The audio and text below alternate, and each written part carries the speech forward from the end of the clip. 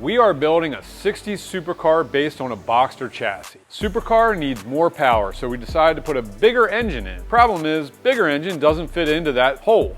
We were going to cut the car in half so that we would have enough room to fit that engine, and we decided that a better route would be to lengthen the wheelbase. The longer wheelbase is going to fall in line with the aesthetics of a supercar. The added benefit of a lengthened wheelbase is increased high-speed stability, a key factor in any supercar. So if we're going to make a subframe of our own, we started with the Porsche subframe. We took it off the car, mounted it onto the bench, and made this super cool jig that will show us exactly where our suspension mounting points need to be.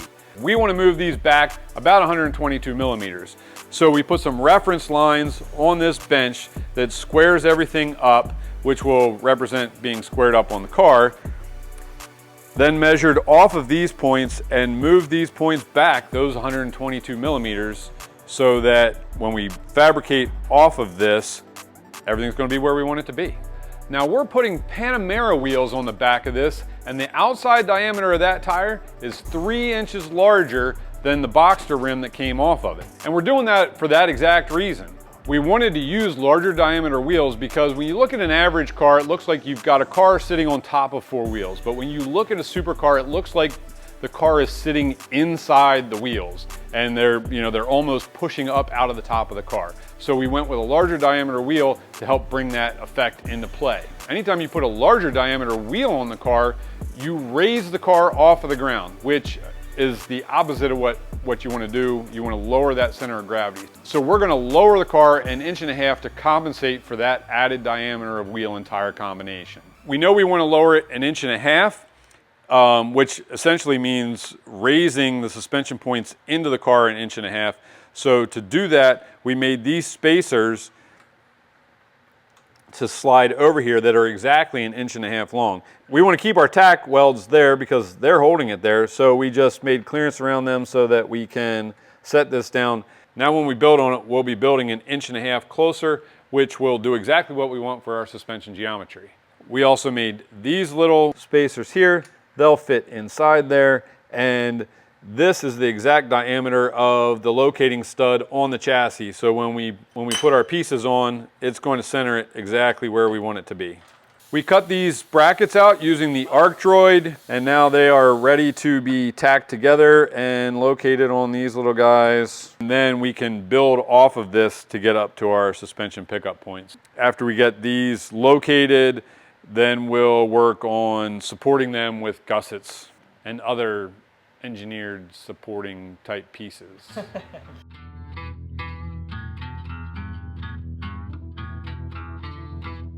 How different our hoods are. And we bought them at the exact same time. Yep. Mine's been through like Armageddon, and yours looks like the new Recruit. He still has like the Spartan yellow lens on it though, so it's not a reference he doesn't understand. So I played video games. Oh, he did get it.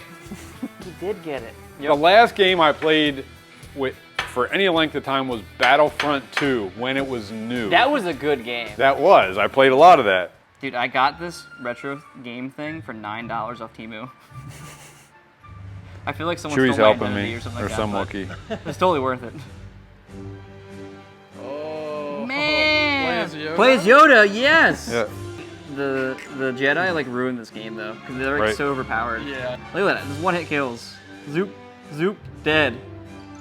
I'm underwater. But we are in Dagobah, so like, yeah.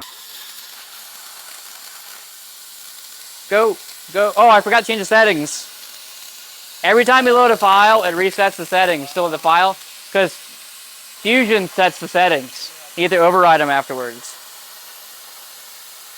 Oh well. It's still cutting okay. I might have ruined that tip. Or made it better. That cut actually looks really clean. Maybe I shouldn't mess with the settings. Wow! Yeah,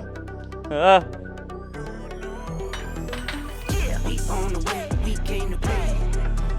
Yeah, we came to play, we on the way. You know it, we on the way, we came to play. Alright now, we came to play, we on the way. Play right now. the track, man. Get it back, man. In the fast lane. With my feet up. Problem, the pieces supporting my pickup point are in the way of my piece that will support my pickup point. Yep. This one might clear, but this one won't. All right, I'll add a new piece that will support it and then take that one out. You have that on these big jobs. On the come up, got my funds up. On the 1-1, I believe that. From the low ones, and my son, I go down, you don't see that. I feel like I did this before. Deja vu. There's a glitch in the Matrix. There's a glitch in something. The Matrix. It was the Matrix, Ryan. I feel like I'm here, but I'm not fulfilling my Tony role as well as I should. No, you're not. I'll be right back. So how's it going? I've never said that in my life. Sorry, actually what he does is he like, I'm working, he just walks in and goes. Right. Well, here, I'm not playing a Ryan role because I just used a tape measure. Hold on a second. He waits for me to say something, usually. Waits for me to say what's wrong. This isn't what we discussed. Well, I threw it all together on this side really, really fast, but then realized that it was going to make me have to do it again on this side. Again, all these low blows, back to back.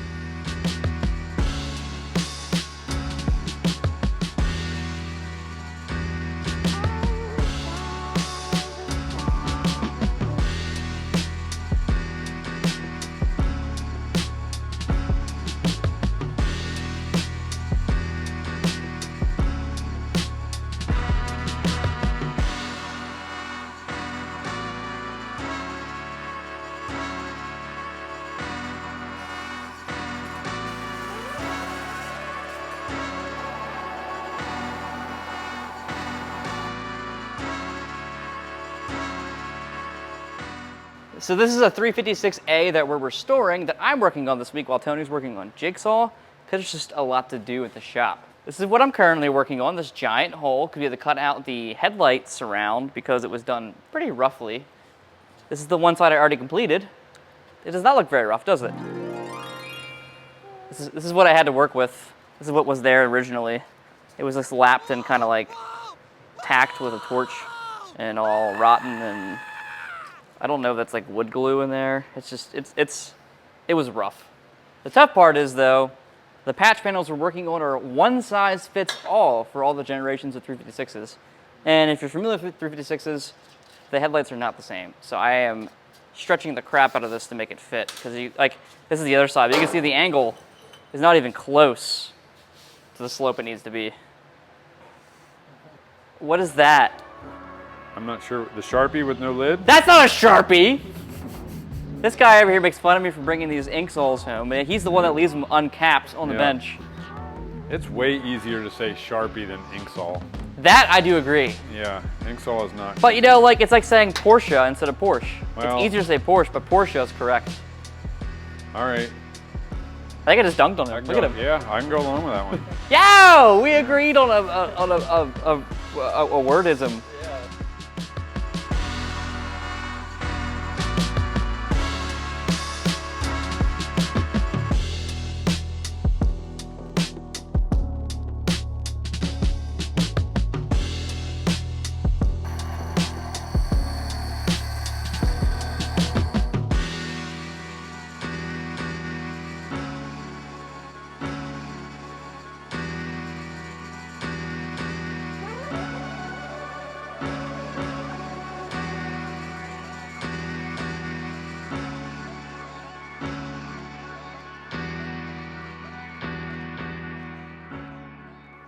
Hey, Ryan.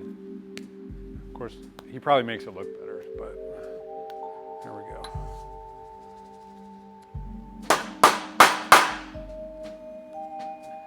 Almost.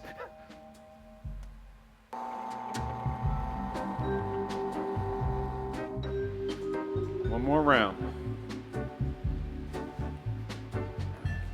Pop-Tart. Can you heat up my Pop-Tart while I do that? I'm eating a cold Pop-Tart right now. Just not fully satisfied. Lay it on here when I'm done. I'm tempted to. That'll keep the spatter out. I might lay it there while you're doing it. It'll keep the spatter out of it. Well, I want a little bit of iron in my diet, so.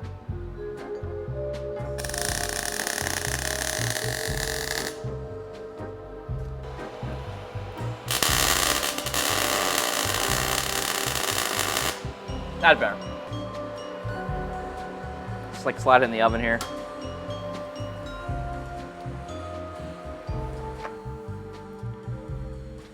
All right. Did it warm it up? Yeah, those were good. You're welcome.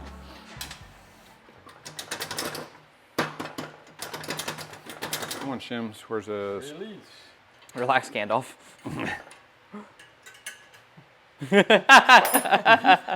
It's right, very warm there. Yep. Look at that. Wow. Look, it's like an art installation. Boom. Here So we how many inches back is this going again? 122 millimeters. Thank you for doing it in. You're welcome. It's like Not freedom units. 4 3/4 inches. What happened? He played himself. Yeah, I did. There it is. The tolerances are so tight that Tony can't even get it on right. Yeah. I swear that they just shifted. It was on better a second ago, I promise. It's changing temperature. I mean, it is. Yeah. That is a genuine statement, actually, that would apply here. This happens every time. He's like, oh, wait, I'll get a shot of putting it on for you guys. And then it doesn't fit after that. This is like the 5th time this has happened in this whole video. It is? Yeah. Just like that. Might need to make a little clearance. Hold on. We'll see if it'll go. Hand hammer. I'll hand hammer your head. Oh, maybe you should get me putting it up. That'd be more satisfying than just like, right. So. How many It was times? right on those shoulders perfectly. This is like watching him play Battlefront. Change of settings. Them tight Yep. tolerances, man. Yeah. I mean, they're tighter than the tolerance on the piece that we took off of this by a good bit. Remember, we undersized these holes a good bit so that they just fit. So. Yep. Anyway. Backside of this. Well, it's the going around the bowl thing. So we built this tighter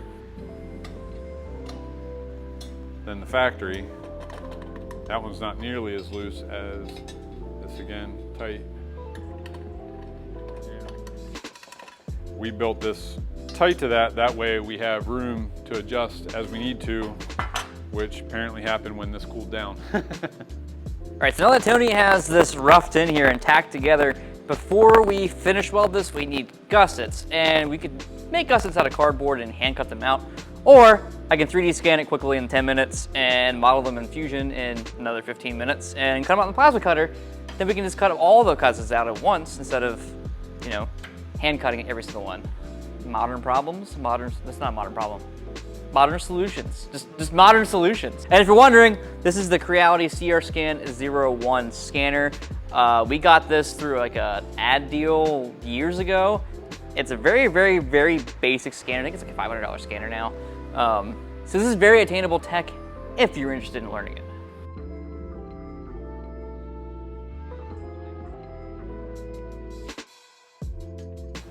Check it out, auto align actually worked pretty good. 2 scans, upside down, but you know, now we can process this thing and see how it does. Let me save it first. Always save your progress before you do anything that's altering. It looks like it's made out of like goo. Cause I did a low resolution scan. I think it looks like it's made out of cheese. What, Velveeta cheese? Blue cheese. Because it's blue? Yeah. So I was doing the CAD work for the gussets, and then it's popping back and forth over the car here. We have it like loosely bolted up just to kind of get some measurements. We have a major problem. Yeah. Ryan spied with his little eye. When I was figuring this out on the bench, I was conscious of making sure we had room for our bolts and washers and everything on the outside. I wanted this tubing to come as far towards this point as possible to support it, but what we end up with is not enough room in here, which you can't really tell, but for this arm to fit inside there. Yup. there's the hole. It won't get there. And we don't want to move the hole down because that changes the geometry. If I just would have used this as a reference, which was lying on the table next to the table I was working from, I could have seen that the spacing here was much larger and maybe put that together. So we got to make some adjustments in tubing, but fortunately, all we've really done is tacked it together. It won't really affect our gussets because most of this geometry is going to stay the same. Actually, it might adjust slightly. We'll have to look. Well, all we should have to do is just shorten them a little bit. We'll see the math at the end. It's not a big deal. We were joking about redoing things and how Tony hates it when I have to redo things, but oh, how the turntables. Indeed. It does go to show, though, how like one little like oversight, we'll call it an oversight. That's what it is. It can like drastically change a project. But being there before, this is why we tack things together, bolt them up loosely, and check things out as we go. Yep. It's not a terribly hard fix. No, but that's not what you want. No, don't have to slide down!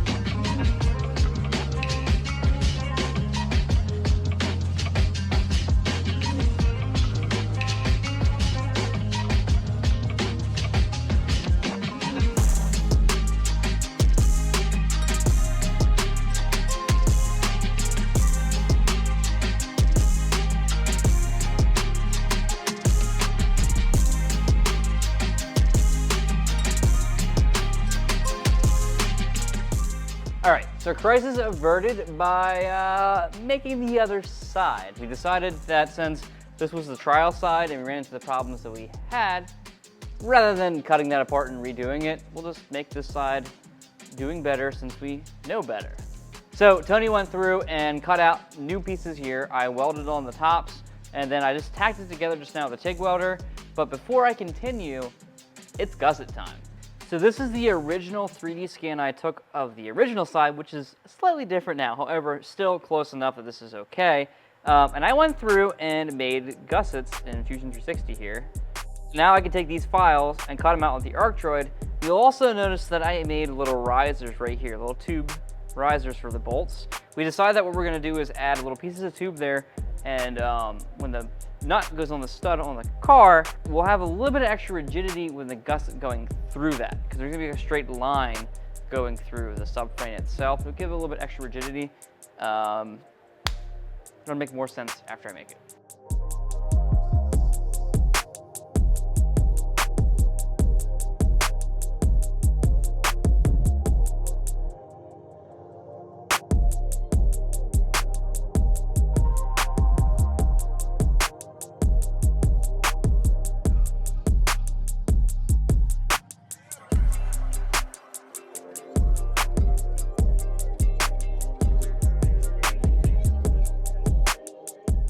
So we got one side subframe built.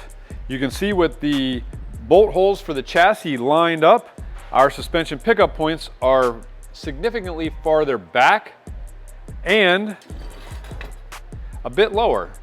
Longer and lower. Both good things in a supercar. Especially if you want to fit a big V8.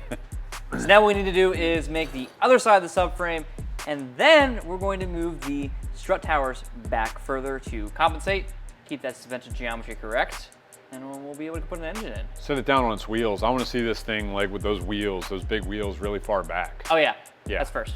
Yeah. I skipped a step. Yeah. We gotta put the wheels back on. After we make engine mounts and figure out our cooling system. No, and... cooling system's later. Okay, we'll put the engine in. Yeah. As always, thanks for watching, guys, and we'll catch you next Saturday.